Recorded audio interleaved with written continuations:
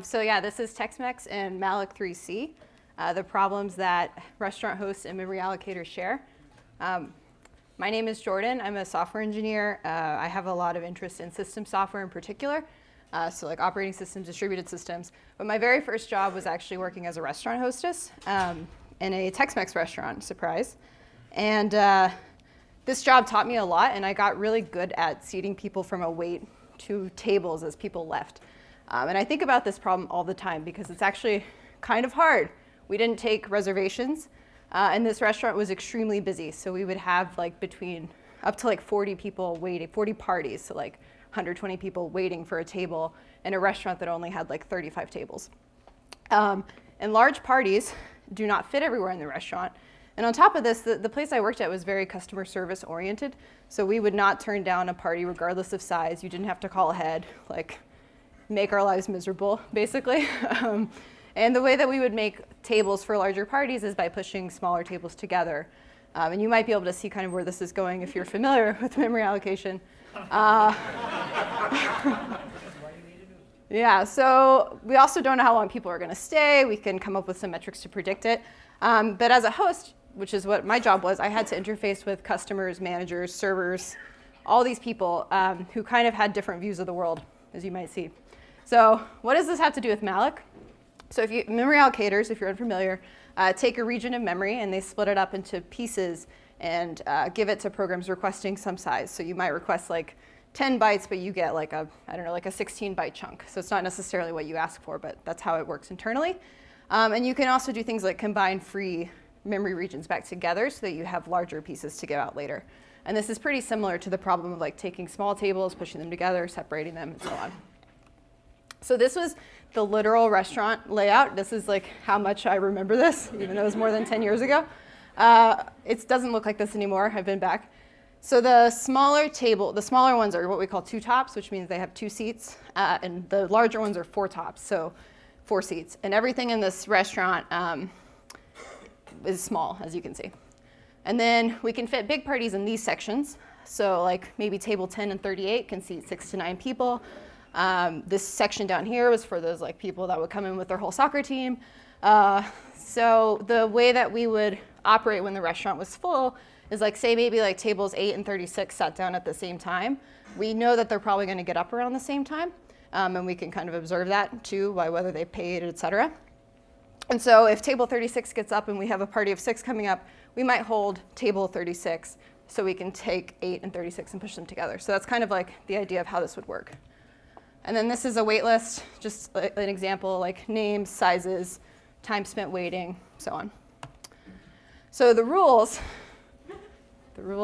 no one knows that reference. That makes me seem really, maybe I seem young, I don't know.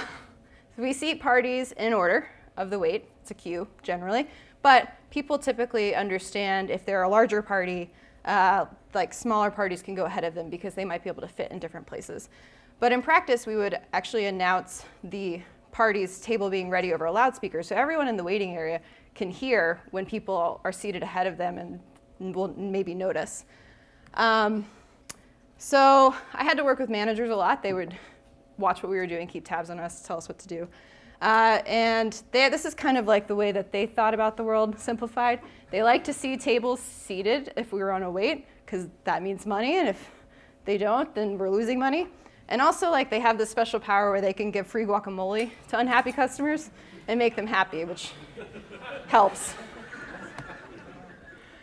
Servers are another group of people I had to deal with who are making money by waiting tables. So they also like to have a full section, the tables they're responsible for. But they also really like high turnover because that means they're getting multiple parties, more tips throughout the night. And they don't like to be double or triple sat, which means sat with like 2 or 3 tables at the same time because there's a lot of work up front when you first get seated, like taking drink orders, saying hello, all those things. And this means that they really don't like big tops because we have to hold their tables, and also that might mean they're double or triple sat when we separate those tables later in the night. My incentives, though, as a host, are a little bit different. So I'm dealing with customers, and I like them to be happy. I like to not have them yell or be upset. And they generally like to see the wait seated in order. But they don't have the full context, so it's hard for them to tell if maybe a bunch of parties of 2 get sat ahead of them. they don't realize that those are only for tables of 2, and we can't push them together and give them that table or something like that. And I don't have free guacamole, which was a shame. So now we're getting to the good stuff. Allocation strategies and the properties of the system. So as seated parties leave, we have free tables. How do we allocate those free tables to parties on the wait? And how can we measure that effectiveness? Well, one of the properties we might look at is throughput. So that's the number here, the number of people served per unit of time, maybe like 400 people during dinner. And this can have direct impact on like sales for the day, which affects manager pay because they're compensated in part for sales, and tipped wages for servers who also get wages based on sales. Utilization, another memory thing. Percentage of tables seated at a given time. So like maybe for the average minute during dinner, 95% of tables are occupied.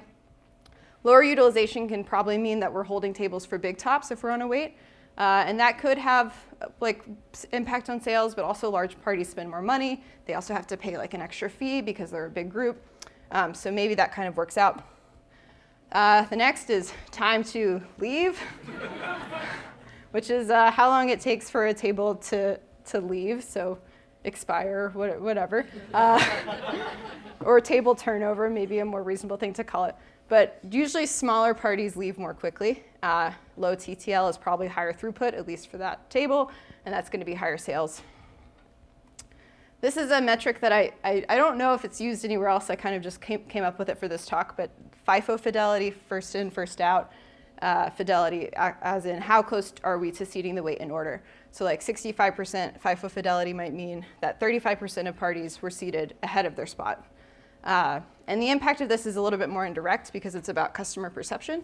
So that might make my job harder, and it might worsen how much customers come back if they feel like we're unfair or ineffective. Internal fragmentation, the seats used within a single table. So a party of 2 seated at a table of 4 is wasting 2 seats. And this is not necessarily like a bad thing if we only have parties of 2. That's probably the most efficient way to use it. But it was usually better to minimize this. So like maybe hold this table for a party of 4 that's a little further down and seat this table of 2 at one that's about to get up or something like that. External fragmentation is the number of tables that we cannot use for big tops because the seating times don't line up well. So if like table 9 has paid and they're about to leave, but 37 just sat down, we're probably not going to use that for a big top because we'd have to hold it until that party like ordered an 8 and left. And so this impacts FIFO fidelity because it makes it harder to seat big tops, in particular as the number of them on the wait increases and we have fewer options to put them at. So putting this all together, we know the incentives of each group of people and we know the allocation, or we can probably guess what the allocation strategy will be. How will this impact the system? So managers, they want to optimize for high utilization, so seeing lots of tables seated and high throughput, high sales. And this ends up looking a little bit closer to like a first fit strategy. So as soon as there's a table available for a party waiting, the first one, and seat tables as soon as they're free. But this can lead to higher fragmentation and lower FIFO fidelity. Servers look pretty similar. They like low TTL, high throughput, high utilization, also closer to a first fit. And want their table seated as soon as they're available, avoid double seating and holding tables. Again, higher fragmentation and lower FIFO fidelity. Hosts, on the other hand, are way on the high FIFO fidelity side, at least I was. And for low external fragmentation so that we have those spots for big tops. So we sort of treat them as special. And this ends up looking more like a slab allocation memory strategy. So we hold those tables aggressively, really reserve them for fixed size parties like 9 to 10 or whatever. And we also double, triple seat to make that happen in the future. So in an hour, they'll all get up, all these 3 tables will get up at the same time, and you can use it for like a 15 top. And that can lead to lower utilization, maybe lower throughput. It's all really dependent on what the wait looks like. And customers don't get to see people, but they might have a preference on one of these depending on their party size. So if you're a big party, you're definitely going to benefit from slab because you'll probably be seated in about the order that you came in, which is great. Come in with 12 people and get to be sat within an hour, that's great. But for smaller parties, you're going to benefit more from a first fit strategy because you will probably jump in the queue since you can fit at many more tables than big parties. So thank you. This is a good paper about slab allocation by Jeff Bonwick and a talk by Ryan Zazeski from Papers We Love. I watched it again before this talk to make sure I remember the details, and I work at Fastly, and that's the hiring thing, if you're curious. Thank you. Thank you.